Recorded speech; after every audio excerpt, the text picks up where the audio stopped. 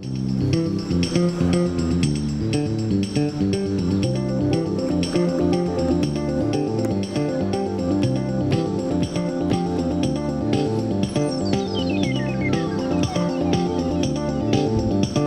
cet instrument, donc, ça s'appelle un dualo. C'est un nouvel instrument de musique avec une nouvelle disposition des notes.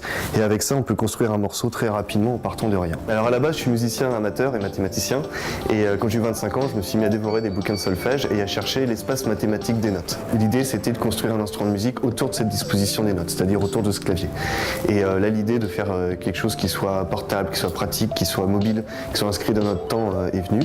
Et j'ai fabriqué un proto, je suis parti sur les routes, festivals, concerts, j'ai présenté un millier de personnes, beaucoup de musiciens. Et là, les gens me disaient, mais c'est complètement ouf, c'est génial, j'en veux un, vas-y, développe et tout. Voilà.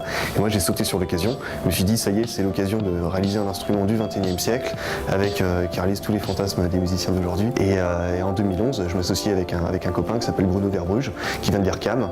Et ensemble, on a monté une équipe qui, en 1 an et demi, a sorti une première série de prototypes. On en a fait une quarantaine de protos comme ça. Et ça nous a permis d'établir, comme on dit, la preuve de concept, la preuve de marché, ce qu'on en a vendu.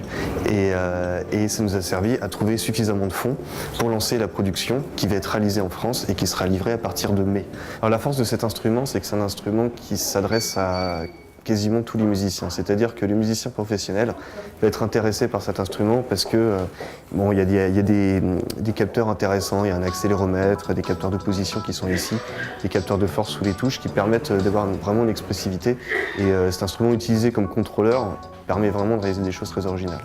Ça intéresse beaucoup de musiciens professionnels pour ça, il y en a qui en utilisent et qui se produisent avec. Ensuite, il y a beaucoup de musiciens amateurs, compositeurs, parce que c'est un outil vraiment, vu qu'on peut l'utiliser n'importe où, il est parfaitement mobile, on peut l'utiliser au casque, donc on peut composer n'importe où, n'importe quand, comme on veut, sans contrainte, sans utiliser l'ordinateur.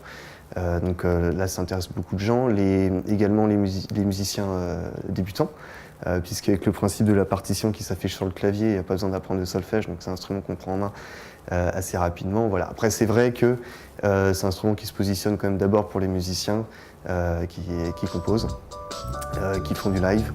Ça, c'est effectivement que c'est intéressant de prendre.